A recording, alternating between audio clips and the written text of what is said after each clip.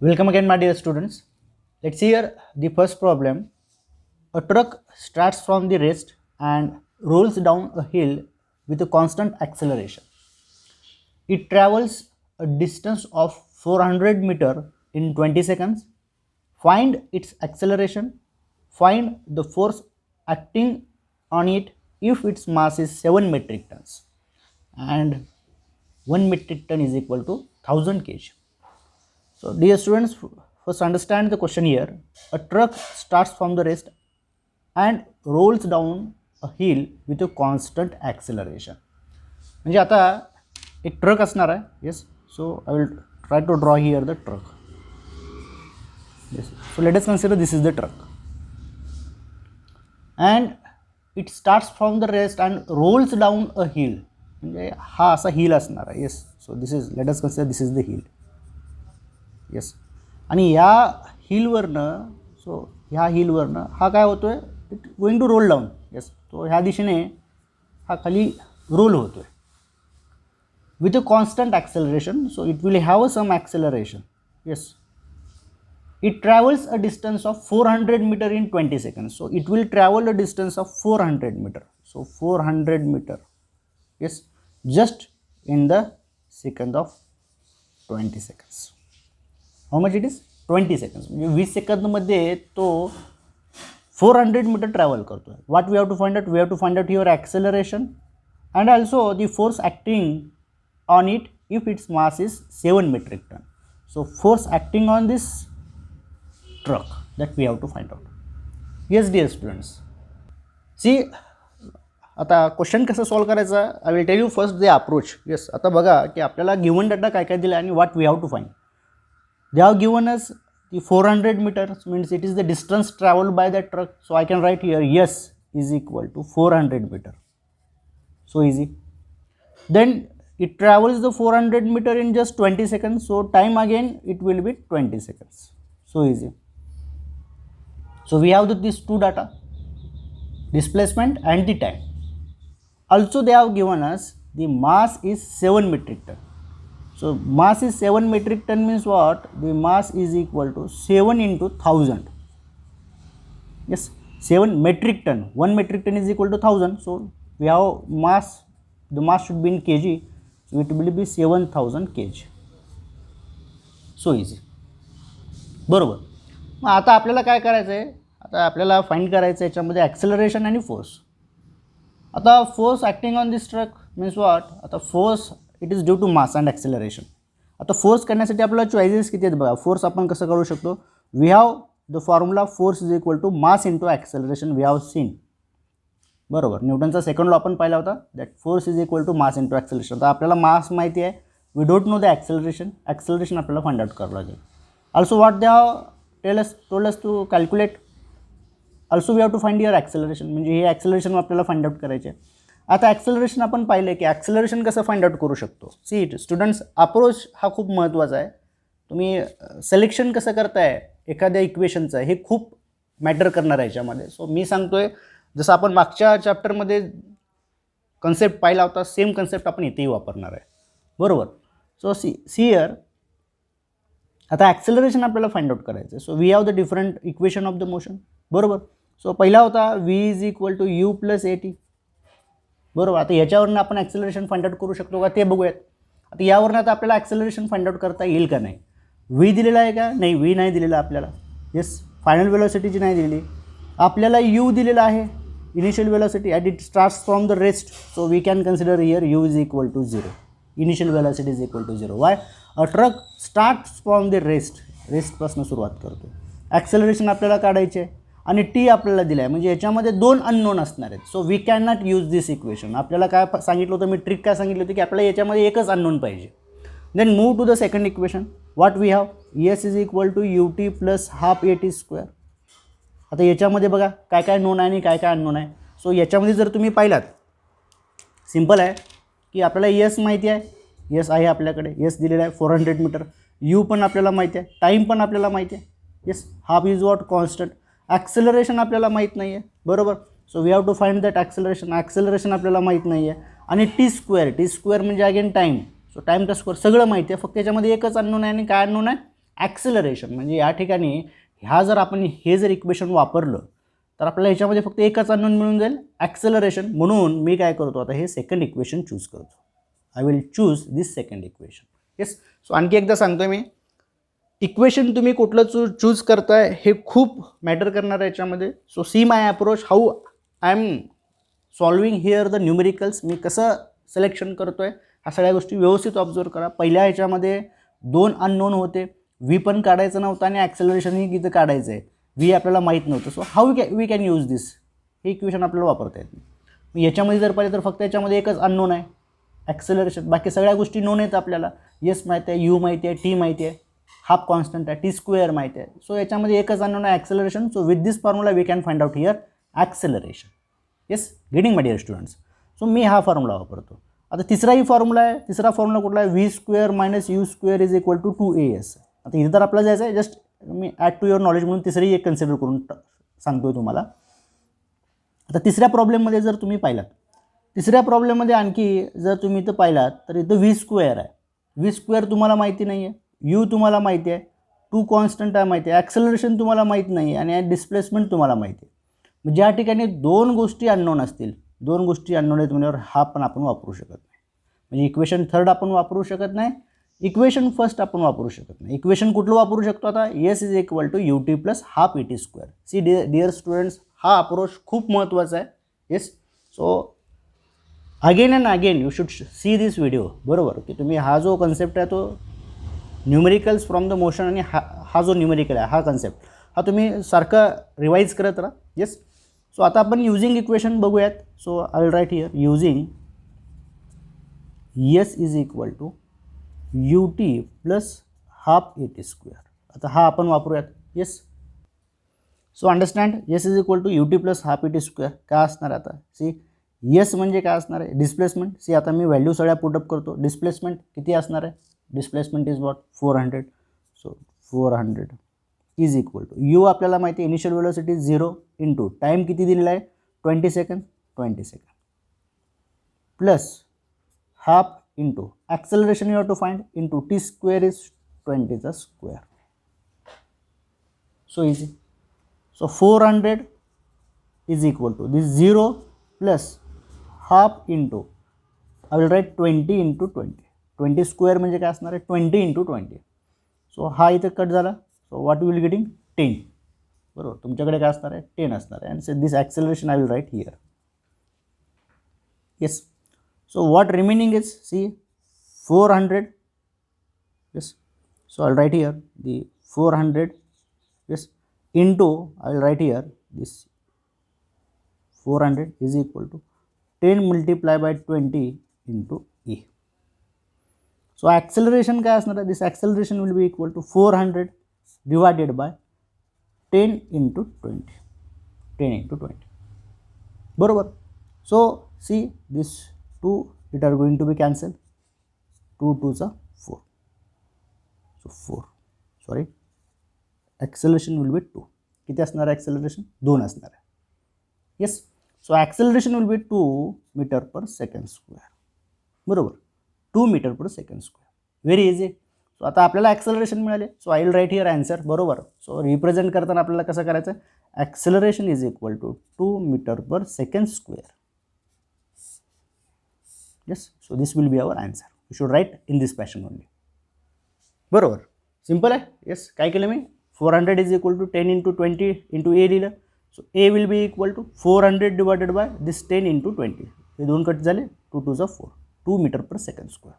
आता with this acceleration we can find here the force that is acting on this truck. So force will be equal to force is equal to mass into acceleration. बरोबर आहे. So force it is going to be mass किती असणार आहे 7000 kg into this 2 metre per second square is what acceleration.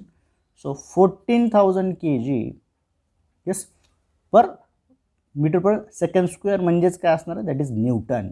So what it will be 14,000 Newton will be what your force. बरोबर. So easy. काय करायचं आपल्याला 7000 into 2. Directly इथे मी Newton लिहिलं कारण फोर्स युनिट काय न्यूटन आहे. बरोबर.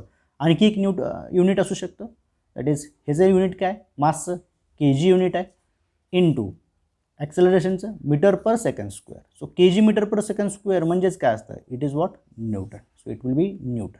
नाव let's here problem number 2 from force and laws of motion. See a stone of mass 1 kg is thrown with a velocity of 20 meter per second across the frozen surface of a lake and comes to rest after traveling distance of 50 meter. What is the force of friction between the stone and the ice? See, very interesting question. Yes. So firstly we will understand the question properly. Yes. See, a stone of mass 1 kg. So stone of 1 kg mass. Yes. So आता इथं आपण पाहूयात की समजा हा असा लेक आहे, बरोबर. So let us consider this is the lake and stone of mass 1 kg. So हा असा स्टोन असणार आहे हुज मास इज 1 kg. हा मास याचं किती आहे, 1 kg. Is thrown with velocity of 20 metre per second. So velocity आपण याची जी कन्सिडर करतो, so it will be initial velocity. So let us define that with U. So U is equal to 20 meter per second. So how much it is? 20 meter per second across the frozen surface of the lake. So let us consider this is the frozen surface. So frozen surface. So what it is? It is frozen surface. या frozen सरफेसच्या across आपण काय करतो, throw करतो. So इथे मी throw केलं. Yes.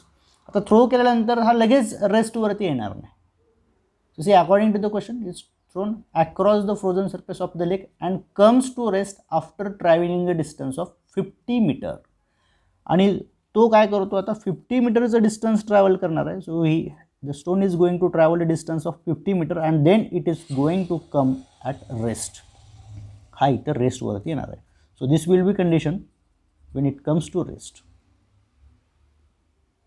So what is the force of friction between the stone and ice. तर फोर्स ऑफ फ्रिक्शन, आता फोर्स ऑफ फ्रिक्शन म्हणजे काय, समजा हा तुमचा स्टोन आहे आणि हा इथे तुमचा आईस आहे.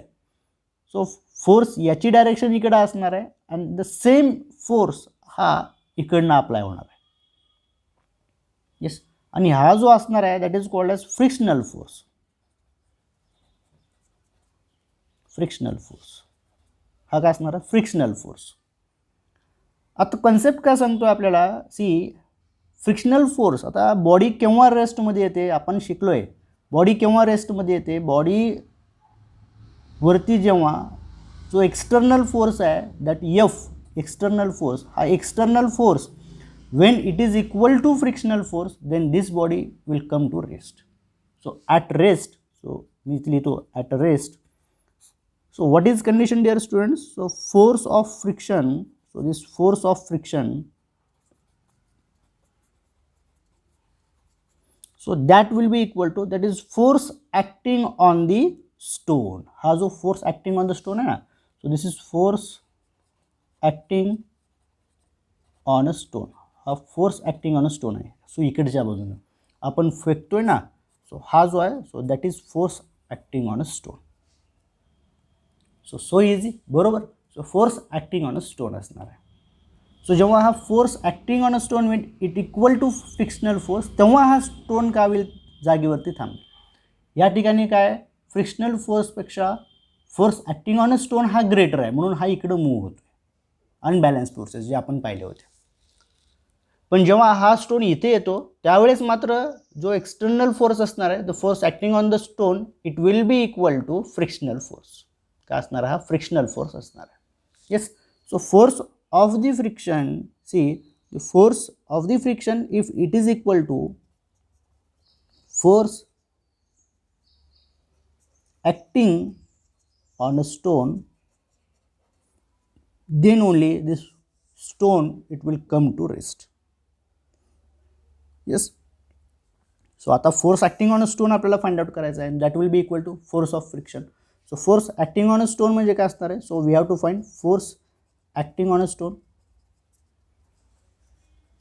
So force acting on a stone म्हणजे काय असणार आहे, see understand, force acting on a stone म्हणजे काय असणार आहे, F is equal to mass into acceleration. आता मास आपल्याला माहिती आहे 1 kg आहे, acceleration we don't know, we have to find here acceleration. Yes. So given data काय काय आपल्याकडे, आपल्याकडे मास आहे 1 kg आपल्याकडे यू आहे 20 metre per second.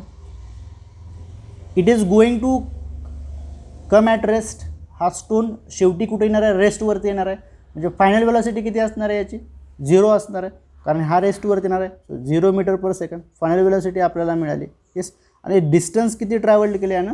50 metre. So distance travelled by that stone is 50 metre. So आपण जसं मागच्या सेशनमध्ये डिस्कस केलं होतं की we have the 3 laws of equation. आता आपल्याला ॲक्सेलरेशन फाइंड आउट करायचं. So firstly we have to find out the acceleration, कारण फोर्स काढायचं तर मास इंटू ॲक्सेलरेशन आहे. मास माहिती आहे, ॲक्सेलरेशन फाइंड आउट करायचं. हाऊ ॲक्सेलरेशन कसं फाइंड आउट करणार? See first equation V is equal to you plus A t. आता यू प्लस ए टीमध्ये आपल्याला व्ही माहिती आहे. यू आहे का? यू पण माहिती आहे. ॲक्सेलरेशन माहीत नाही आणि टाईम पण आपल्याला दिलेला नाही. So we don't have the time. म्हणजे ह्याच्यामध्ये 2 गोष्टी अननोन आहेत. So we can not use this equation. Simple trick. 2 unknown आहेत, इक्वेशन हे वापरायचं नाही. सिम्पल ट्रिक सांगितलेली. Then move to the next. S is equal to U T plus half A T square. आता याच्यामध्ये बघा काय काय आहेत नोन. एस आहे का? माहीत आहे एस. यू पण माहीत आहे. टी माहीत नाही आहे. 1/2 is constant. Acceleration we don't know आणि टी वी डोंट नो. म्हणजे याच्यामध्ये टी पण माहीत नाही, ॲक्सेलरेशन पण माहीत नाही. Again 2 unknowns. So we can't use this equation. So move to the third equation, that is v square is equal to what? U square plus 2as. आता याच्यामध्ये व्ही माहिती आहे का? माहिती आहे. यू आहे का? आहे. 2 पण आहे. ॲक्सेलरेशन माहीत नाही, डिस्प्लेसमेंट आहे. सो याच्यामध्ये एकच अननोन आहे. So we will use this equation. बरोबर. सो हे इक्वेशन सिलेक्शन हे खूप इम्पॉर्टंट असणार आहे dear students. So see here now. So आता जर पाहिलात, सो आता आपलं एक इक्वेशन वापरायचं. So using V square is equal to U square plus 2as.